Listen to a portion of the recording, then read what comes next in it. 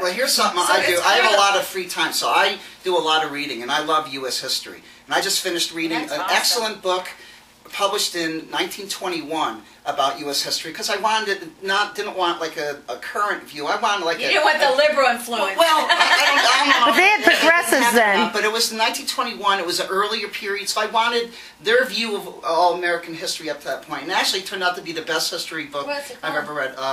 The History of the United States of America by Charles Beard. It's on the. It's a free book. You can get it on Gutenberg.org. Oh, cool. It's a bunch of books that no longer have copyrights, and it's this organization that just puts them out. And I have an ebook, so I just put it into there and read it. But you can read it online, PDF, or whatever.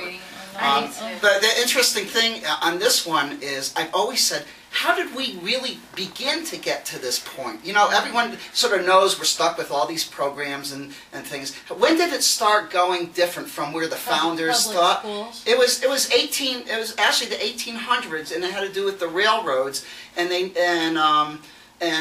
progressives came in, and there's a number of issues, but the very first time it really went that way is like to regulate the railroads, and there was a number of things that went rapid fire after that. To nationalize the railroads, right? Because there was all these different... Well, right. To nationalize... Because they can run it better. It was to nationalize the fares, because they were different, and they were...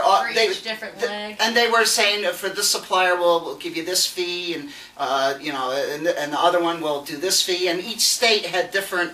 If they had a regulation by state, it was all different, so you'd be paying different fares through every state you went through. So they regulate it, and it was questionable at that time. Says, where does the Constitution say that we can get into private business and deal with impairing, where we're not supposed to impair contracts, which is part of the Constitution, that they're not supposed to do that. And that was the first time it happened, and it happened then. Once they did that, it was easy to open the dam, and then in the beginning of the 1900s, that's when you had a huge number of things. But when you said the 1800s, when progressives came out into life, Federal Reserve came in 1913. Yeah, well, that's. But what about the progressives? When you said they came over, where did they come from? Europeans? No, the progressives actually was... I'm reading the 5,000-Year Leap right now. Oh, that's what... Yeah, what is... We used to get money by...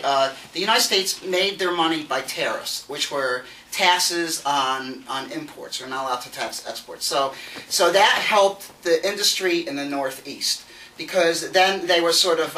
you could sort of punish their competition. But the farmers in the South, and this is actually one of the causes of the Civil War. The farmers, they didn't buy locally and stuff. They had big plantations and they bought from Europe, so they were getting penalized.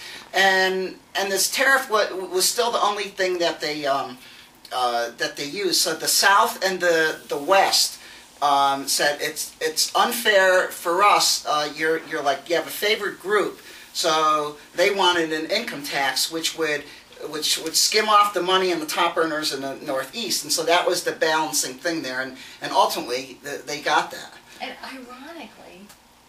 ironically, the Northeast is full of liberals who are for taxation. Yeah. And there was a lot of Republicans that were in the West, so it's all ironic which party was which. It was all messed up. The ideals just went all over the place. You know, they didn't really stick to ideals of the party. It was jumping issue to issue. It was all issue oriented. Right.